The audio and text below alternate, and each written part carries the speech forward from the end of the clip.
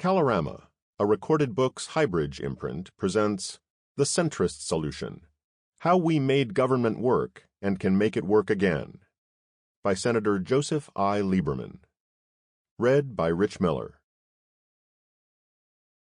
Introduction: The Nightmares of John Adams. There is nothing I dread so much as a division of the Republic into two great parties, each arranged under its leader, and concerting measures in opposition to each other. This, in my humble apprehension, is to be dreaded as the greatest political evil under our Constitution. John Adams, 2nd President of the United States. For the last few decades, the American people have been living through what John Adams considered the greatest political evil under our Constitution, and our country has suffered greatly. In this dreaded nightmare, we have become more divided. Our largest problems remain unsolved, and our international leadership has been compromised. For the future of our country and our children, we must find a way to do better. I have written this book with the goal of helping our leaders and the people who elect them find that better way. Within this book, I will share stories that illustrate what I learned during 40 years in elective office, 24 in the U.S. Senate, about how to make America's government work. This book is a call for the restoration of bipartisanship and centrism to Washington. When put into practice, those methods have always enabled our democracy to function best. Centrism is not an ideology like liberalism, conservatism, socialism, or fascism. It is a strategy for how to govern in a democracy. It is the bringing together of people from different parties and ideologies to genuinely listen to each other, so they can negotiate compromises and get things done for their constituents and country. The ideologies and priorities of the Republican and Democratic parties have naturally changed over the course of American history, but the need for bipartisanship and centrism to bring them together has not. It remains the best, often the only, way for democratic governments to produce results. Centrism is not the same as moderation. However, being a moderate makes it easier to find the way to the center because most moderates are already there on matters of policy. Centrism is anathema to extremists of the left and right because getting together in the center requires that they compromise, which they abhor. They don't understand that the compromises required in the problem-solving center are not compromises of principle, morality, or ethics. As I learned in my 10 years in the state Senate and 24 in the U.S. Senate, the big choices are not between right and wrong. They are between solving problems or having another futile political fight. Between demanding 100% of what you want or engaging in some give and take with the other party to actually get something done. Here is a simplistic illustration of my point in the area of economic policy. The far right argues for pure free market capitalism with no governmental involvement. The far left argues that the government itself should control most of the economy. Center-left and center-right leaders avoid those extremes and find a common ground that preserves private property ownership and free markets, but regulates them to protect the public interest. Centrists understand these words from the Talmud. Without governments, people would treat each other like fish. The big ones would eat the little ones. But centrists also remember Winston Churchill's wisdom. Some regard private enterprise as if it were a predatory tiger to be shot. Others look upon it as a cow they can milk. A handful see it for what it really is, the strong horse that pulls the whole cart. It's no coincidence that I chose private enterprise and a quotation from Winston Churchill in my illustration of centrism. One is a hallmark of democratic nations, and the other is a man who spent a lifetime in government service under a parliamentary democracy. Both were bulwarks against dictatorships. Centrism is irrelevant in a dictatorship because the dictator stifles all differences of opinion. But in a democracy, centrism is essential. Why? Because in democracies, the perpetual challenge is to form a majority from the multitude of parties, factions, and opinions that freedom of speech, assembly, religion, conscience, and more, makes possible. It's valuable to look back at American history, which shows how important centrism has been to our national journey, beginning with the critical compromises that allowed our founders to reach agreement at the Constitutional Convention to form our government and protect our independence. I will do that in Chapter 1. As I look back on my 2+ decades in the U.S. Senate, all of the important legislation I helped enact began and ended in the bipartisan center. I will describe the legislative products I am most proud of later. They span a wide spectrum of policy, including the Clean Air Act of 1990, the legislative campaign to support American military action to stop post-Cold War aggression and genocide in the Balkans, the creation of the Department of Homeland Security, and the reform of America's intelligence agencies after the terrorist attacks of 9/11/2001. The Balanced Budget Act of 1997, made possible by the odd couple centrist partnership of President Bill Clinton and Speaker of the House of Representatives Newt Gingrich, and the repeal of the anti-gay "don't ask, don't tell" policy in our military, which I co-sponsored with my Republican colleague, Senator Susan Collins of Maine. My centrism also helped give me some of the most unexpected political opportunities of my career, such as being asked by Al Gore to be his vice presidential running mate on the Democratic ticket in 2000, then 8 years later being vetted by John McCain to be his running mate on the Republican ticket. Bipartisanship and centrism also caused a lot of political controversy and upheaval in my career. And that's another part of the story I want to tell. For example, my position on one issue during the George W. Bush administration, my opposition to Democratic demands that the president withdraw American troops from Iraq, led to a Democratic primary against me in 2006. I lost, but was re-elected as an independent. America's freedom, security, and prosperity depend on a healthy political center, a center that avoids chaotic and self-destructive extremes, and instead produces progress and stability. On public opinion poll after public opinion poll, the American people show they understand these truths. Large majorities say they prefer elected officials who are willing to compromise with the other party to solve problems, rather than sticking absolutely to policy positions they have endorsed in their campaigns. And yet the representatives who the voters elect to lead them in Congress and the White House seem more frequently to avoid the center like it was a hot zone of infectious disease. After the presidential election of 2020, Mark Penn, chairman of the Harris Poll, which is among the oldest and most prestigious trackers of American opinion and social sentiment, wrote, "We are one country divided by two parties." America remains primarily a moderate centrist country in which, as Penn explains, most voters prefer compromise on health care, immigration, and other thorny issues that the extremes of the parties have pushed to the limits. As the Harris exit polls show, the election of Joe Biden as our 46th president was, in good measure, a victory of centrists over the partisan and ideological extremes. Almost all self-identified liberals, 23% of all voters, voted for Biden, and almost all conservatives, 38% of all voters, voted for Trump. It was the moderates, the centrists, also 38% of all voters, who made the difference. In 2016, Hillary Clinton carried self-identified moderate voters by 12 points, but in 2020, Biden carried them by 30 points, an enormous 18% increase that helped decide the election.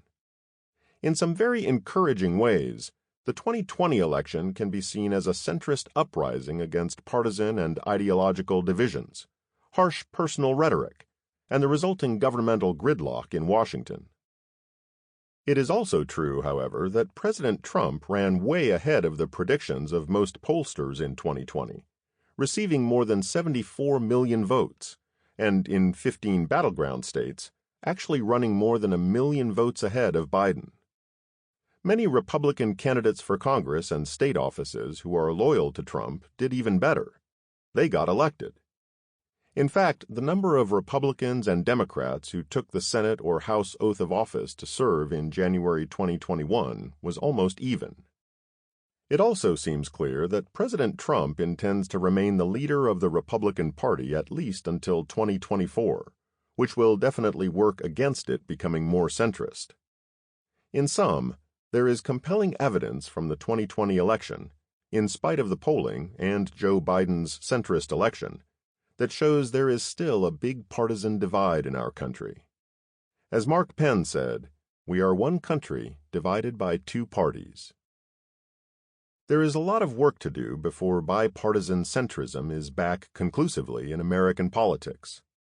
President Biden has said he is a proud Democrat, but intends to be the president of all Americans, working across party lines in Washington, and hoping thereby to unify the rest of our country. I know from serving in the U.S. Senate with Joe Biden for 24 years that he means what he says. It's what he regularly did in the Senate, and it helped him build an impressive record of legislative accomplishments. Now, President Biden and members of both parties in Congress have to find their way to the center, to listen to each other respectfully, negotiate thoughtfully, and compromise productively. It's the only way we will solve some of our serious national problems and seize some of our great national opportunities. It will require Republican members of Congress to break away from Trump, and it will require Biden and Democratic members of Congress to declare their independence from far-left Democrats who won't compromise. I hope the stories in this book and the lessons I draw from the bipartisan successes in which I was privileged to participate during my senatorial career will be helpful to Republican and Democratic elected officials who are fed up with the political dysfunction that has crippled our government and diminished our great country. I know the overwhelming majority of them want to make our government work better again. Bipartisan centrism is the way. That's the pivotal lesson I learned. And so, for all who follow in elective office, I aim to illustrate and emphasize how effective and beneficial our government has been when the voters have received the bipartisan problem-solving they want. I also will offer suggestions about how to close the gap between the dysfunctional and divisive government the American people have endured and the problem-solving, opportunity-creating government they deserve. In the last chapter, I will describe my work with an organization called No Labels, which I have supported since it was founded in 2010. My Senate Chief of Staff, Clarine Nardi-Riddle, was one of its 5 official founders. When I left the Senate in 2013, I became personally active in No Labels, and since 2014 have been its national chair. Today, I believe No Labels has done more than any other political organization to bring America's government back to the bipartisan, problem-solving center. It is one of our best hopes for a brighter American future. 1. The Roots of American Centrism. America's founders were educated in the Greek classics, Judeo-Christian theology, and the philosophy of the Enlightenment, all of which guided their creation of a centrist government. In Greek philosophy, Aristotle held that the middle way between extremes was the best way. Harmony that moderated extremes was the goal. Courage is a favorite example of Aristotle's centrism. Courage is a human virtue, he said, but if taken too far to one side becomes reckless and dangerous. If it slides too far to the other side, it becomes cowardice, which is also dangerous. The center point of courage, between the cowardly and reckless, is the place to be. Aristotle's lesson is memorably illustrated in Greek mythology. Daedalus builds wax and feather wings for himself and his son Icarus so they can escape the control of King Minos by air. Daedalus instructs Icarus to fly the middle course, between the heat of the sun and the cool of the ocean.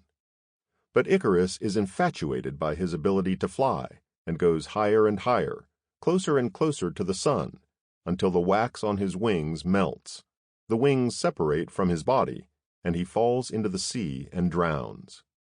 That was a large price to pay for leaving the centrist course.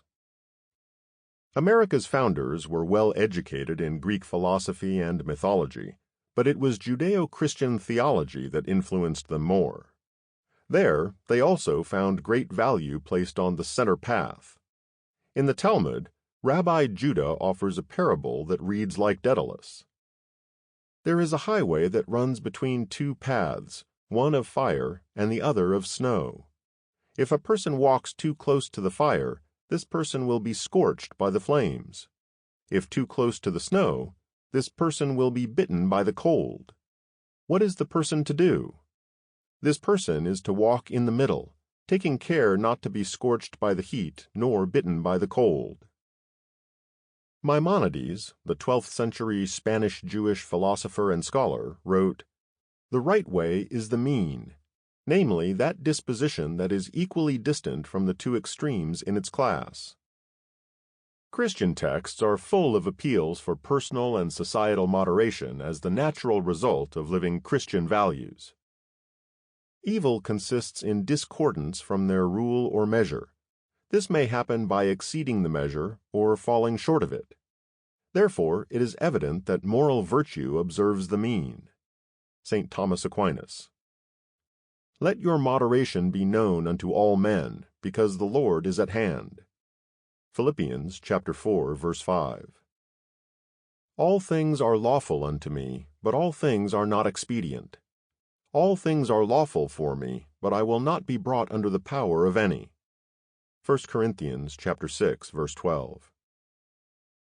Many leaders among the founding American generation brought to our nation's shores a belief in the Hebrew Bible and the New Testament. The theologian who most influenced them was John Calvin. There is no kind of government more salutary, Calvin wrote, than one in which liberty is properly exercised with becoming moderation and properly constituted on a durable basis.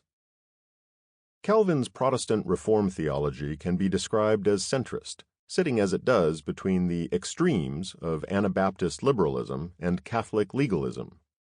Although Calvin was a theologian and religious leader, he had strong political views, centrist political views, based on his wonderful phrase, becoming moderation. The purpose of political government and law, Calvin said, is to cultivate civil restraint and righteousness in people, and to promote general peace and liberty. Michael Novak, the Roman Catholic theologian, wrote that the American eagle took flight in the 18th century with two wings. One was the Calvinist faith of the founders, particularly their knowledge and love of the Bible, and the other was the philosophy of the Enlightenment. Our forefathers were very much aware of the Enlightenment's great European philosophers, including Montesquieu, Voltaire, Rousseau, Hume, Locke, and Bacon. Those great thinkers believed in the primacy of reason and embraced the scientific method of their time. Tolerance, particularly religious tolerance, was very important to them. They advocated for a government that upheld civic virtue and protected freedom of religion and speech, as well as individual equality and opportunity. The operative political strategy of the Enlightenment was centrist. In his Spirit of the Law, Montesquieu writes that the essence of his political philosophy is the spirit of moderation. Voltaire's guiding philosophy for government, meanwhile, was one that has been repeated by political centrists since he wrote it in the 18th century. The perfect is the enemy of good. In other words, the compromises that centrist politics require are the best way to solve society's problems and bring about progress. If you accept only perfection, you will not solve or build anything. Voltaire's pithy statement is not only a wise comment on the general imperfection of the human race, but also an inescapable fact about the impossibility of achieving perfection in the work of political leaders who must find common ground to produce results. The great values of faith and enlightenment motivated and directed our founders as they drafted America's Declaration of Independence in 1776 and our Constitution in 1787. In the case of the Constitution, there were large and fundamental differences of opinion about America's future government that needed to be reconciled. Compromises were therefore imperative to achieve the unity America needed to secure its independence from England. However, there were no disagreements about our founders' purpose in adopting the Declaration of Independence at the Continental Congress at the State House in Philadelphia in the summer of 1776. The resolution for independence from England passed unanimously. Differences of opinion arose around the actual words the delegates chose to explain their declaration, and those choices have greatly influenced American history since. The Declaration preceded the Revolutionary War. America's values were therefore declared before its boundaries were secured, meaning the words chosen for the Declaration were important. They emerged from admirable discussion, negotiation, and compromise among the delegates to the convention. The most important phrases of the 1,337-word Declaration constitute some of the most important words ever written in the English language. We hold these truths to be self-evident, that all men are created equal, that they are endowed by their Creator with certain unalienable rights, that among these are life, liberty, and the pursuit of happiness. To make clear how determinative those sentences are, the Declaration immediately goes on to say, to secure these rights, governments are instituted among men, deriving their just powers from the consent of the government. In other words, the new nation was being established for the primary purpose of implementing the Universal Declaration of Human Rights made in the first paragraph. But there was not unanimous support for the words Thomas Jefferson proposed for that pivotal paragraph from the outset. The original language he sent to the other 4 members of the drafting committee of 5, John Adams of Massachusetts, Benjamin Franklin of Pennsylvania, Robert Livingston of New York, and, may I say with some parochial pride, Roger Sherman of Connecticut, was, "We hold these truths to be sacred and undeniable." Franklin asked that the words sacred and undeniable be replaced by self-evident. Why? Walter Isaacson, a great Franklin biographer, believes Franklin was reflecting the philosophy of the Enlightenment, particularly as he had learned it from David Hume, the philosopher with whom he had become friendly during the years he was in London. Franklin wanted the new nation to be founded on rationality, not religion. Everyone, including Jefferson, looked up to Franklin, who was much older and more worldly than the other delegates in Philadelphia. Jefferson himself was 37 years younger than Franklin. The committee accepted Franklin's edit, but John Adams was not satisfied with the result. He wanted to add words that reflected the other wing of Michael Novak's American Eagle, Calvinist Christianity. He asked that the committee add the sentence, "They are endowed by their Creator with certain unalienable rights." In the spirit of compromise, Jefferson and the drafting committee, and ultimately the Continental Congress, accepted the amendments that both Franklin and Adams offered, resulting in the timeless words of the Declaration that have defined our national purpose and shaped our history since then. That was not the only compromise in the drafting of the Declaration of Independence. Take, for example, the section listing the misdeeds of the British Crown that justified the Americans' claim to independence. Jefferson originally included the charge that Britain had forced slavery on the colonies. The drafting committee accepted that wording. When it came before the full Congress, however, some of the delegates argued that this language went too far and would offend people in Britain who might otherwise support the American Revolution. In the interest of moderation, pragmatism, and unity, that charge against Britain was removed from the Declaration. As significant as these compromises were in leading to unanimous adoption of the Declaration of Independence, they were modest compared to the great differences that had to be bridged to reach agreement at the Constitutional Convention 11 years later. When the delegates left their home states for Philadelphia in May of 1787, there wasn't even unanimous consent about the purpose of the convention. A majority agreed that the Articles of Confederation were not working well, primarily because the states had too much power and the national government too little. But most of the delegates saw the convention only as an opportunity to modify the Articles to achieve a bit more authority at the center of the U.S. government. A few delegates had larger goals. They wanted to abandon the Articles and write a new constitution for a new, stronger national government. Alexander Hamilton of New York and James Madison of Virginia united in making this case in the Federalist Papers. With the support of the hero of the American Revolution, General George Washington, they ultimately prevailed. But it wasn't easy, and it required more than the force of the Federalist Papers' reasoned arguments and Washington's stature. It required hard, practical compromises to protect and strengthen their experiment in independent self-government. The states were, after all, very different from one another. There were large and small population states, and slave and free states. They had different ideas about how much power they should give the citizenry in the republic they were creating, and how much authority should be added to the new national government and taken from the state governments. Like all compromises, the great ones reached in Philadelphia at the Constitutional Convention were not perfect. Remember Voltaire's warning that the quest for perfection cannot be allowed to block the achievement of good results.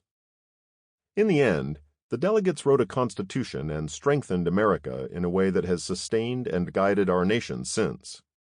In fact, it changed the vision of government throughout the world. And it only happened because the delegates in Philadelphia came to the center and made difficult, imperfect compromises. First, most of the delegates ultimately accepted that it was necessary to write a new constitution for a new government, but they still had to work out their differences about its form and content, or they would not have the votes necessary to adopt a constitution and send it back to the states for ratification. When it came to the new national legislative body, there was a consensus that it should have 2 chambers. That was what the delegates were familiar with from Britain, and had adopted in all of the states except Pennsylvania, which had a unicameral legislature. But how would they apportion representatives from the states to the new Congress? And how would they select the representatives? Those were very divisive questions.